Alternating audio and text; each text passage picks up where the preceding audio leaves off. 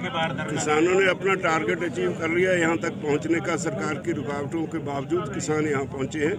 उनके हौसले को मैं दाद देता हूँ और अभी ये चालू रहेगा धरना जब तक सरकार उस SDM के खिलाफ FIR नहीं करती और जो शहीद हुआ है किसान, उसके बच्चे को नौकरी और उसको कंपनसेशन, जो जख्मी हुए उनके लिए कंपनसेशन ये नहीं देते, तब तक ये ठीक है, चलता है।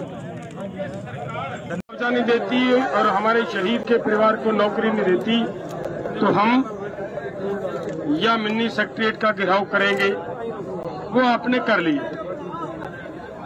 तो मामला ये है दोस्तों, समझने की बात, जब हमारी बातचीत हो रही थी ना, मैं उस समय की एक छोटी सी बात आपको बता देता हूँ। SDM की ओर से जो उस दिन कहा गया 28 तारीख को, उसकी वीडियो आप सभी ने सुनी है। केवल हमने नहीं, आपने नहीं सुनी, पूरे देश में, देश ने नहीं सुनी, विदेशों में भी वो लोगों ने सुनी। और बहुत सारे IAS अधिकारियों ने टीवी पे जाकर ये कहा कि कोई भी IAS अधिकारी ऐसे देश नहीं दे सकता जैसे उसने दिए, और बहुत सारी बातें हैं। तो मतलब क्या है, हमें ये लग रहा था कि इसे किसी की ओर से ऊपर से सख्त आदेश आए हैं, उसकी वजह से इतनी हदें पार कर रहा है ये। तो आज जब बातचीत हो रही थी, सीनियर अधिकारी बैठे थे, जब ये बात आती थी कि उसके खिलाफ बनती कार्रवाई करो, तो प्रशासन उसे डिफेंड कर रहा था। डिफेंड करने की बात और होती है। बहुत बार ये बात हुई कि सीनियर अधिकारी को उसके वकील नहीं है। जब किसी छोटे ने गलती कर दी है, बड़ा अगर उसको सजा देने के लिए लोगों को ये कह दे कि मैं उसे सजा दूंगा, तो लोगों के अंदर कुछ ना कुछ शांति बन जाती है कि कुछ कर रहे हैं। आप तो उसको डिफेंड कर रहे हो, तो ये ऐसे तो काम चलेगा नहीं। तो मामला जो मैं कह रहा था वो सामने आया। ऑफिसर साहबान वहां से उठे, जाकर सरकार से बात की। जितना सरकार ने उनको कहा उतनी बात आकर हमारे से फिर की। तो मेरा कहने का मतलब ये है कि सरकार, DC की कोई पावर नहीं है कि अब जैसे सरकार के आदेश आ रहे हैं कि वो उसके खिलाफ कुछ कर पाए, क्योंकि DC ने उतनी बात कही आकर जितनी ऊपर से सिग्नल मिला। तो मेरा कहने का मतलब है भाइयों कि वो क्लियर हो रहा था उनकी बात से कि वो जो उस दिन हुआ है वो सच में ऊपर से आदेश दिए गए थे, जिनकी वजह से ये सब हुआ हमारे साथ। तो अब वहाँ मामला यहाँ पे है कि लोगों की शक्ति, जो आप हो, लोगों की शक्ति के आगे कोई टिक नहीं सकता, आज तक नहीं टिका। आप यहाँ पहुंचे हो, हमारा प्रशासन से यहाँ बैठक भी हुई है, उसमें भी यही फैसला है कि अगर उसके खिलाफ मामला दर्ज नहीं होता, उसके खिलाफ कार्रवाई नहीं होती, तो हम यहाँ से उठेंगे नहीं। ये हमारा यहाँ से बैठक से भी बात हुई।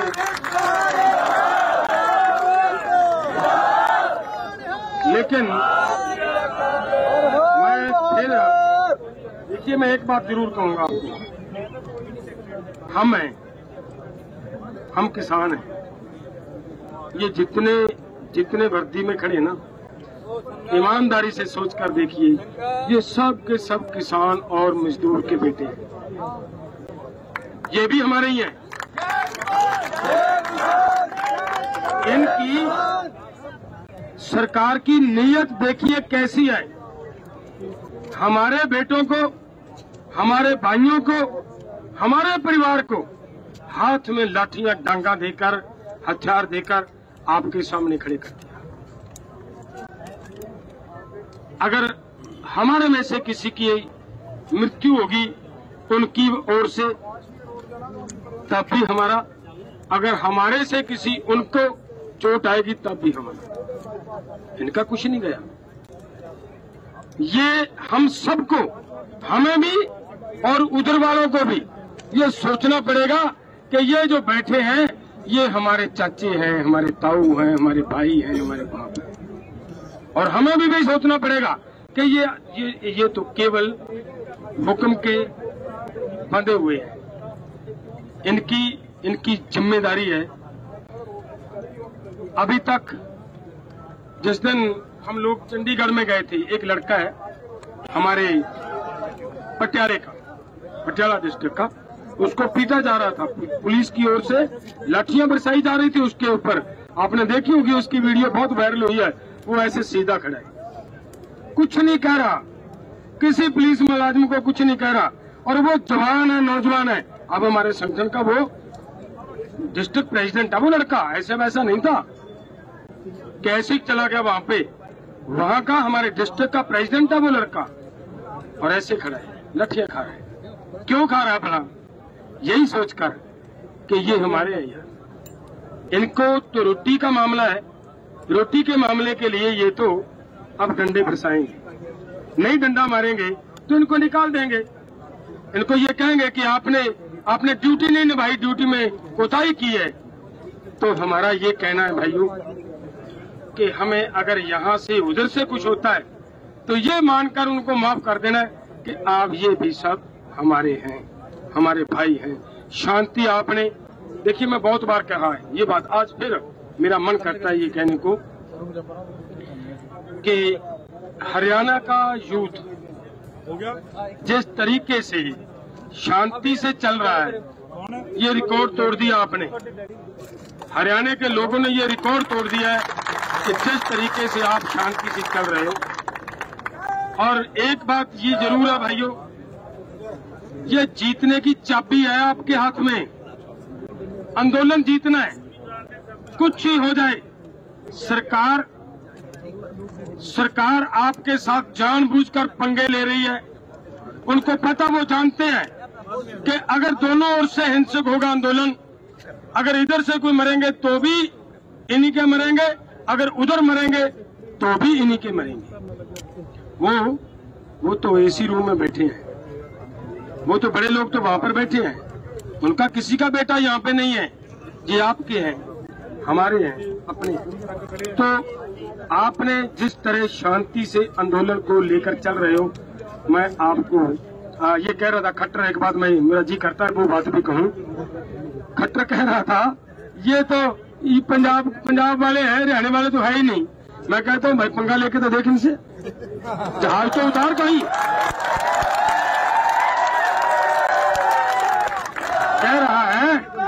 कह रहा हरियाणा वाले तो दिख ही नहीं रहे आंदोलन में, कह रहा है हरियाणा वाले तो आंदोलन में दिख ही नहीं रहे।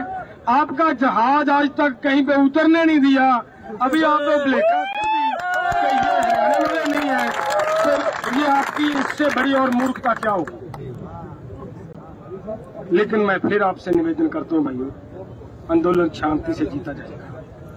कृपया एक वचन दो कि शांति नहीं छोड़ेंगे, भले कुछ ही हो जाए। हम शांति पूर्वक तरीके से लाठियां मारेंगी, पुलिस खाएंगे, कुछ भी हो खाएंगे, लेकिन हम हाथ नहीं उठाएंगे। हाथ खड़े करके एक बार प्रवानगी दो मेरे पास। बहुत बहुत धन्यवाद भाइयों, मुझे बड़ी खुशी हुई है कि आपने हमारी बात को सुना है और उसके साथ हमायत भी की है।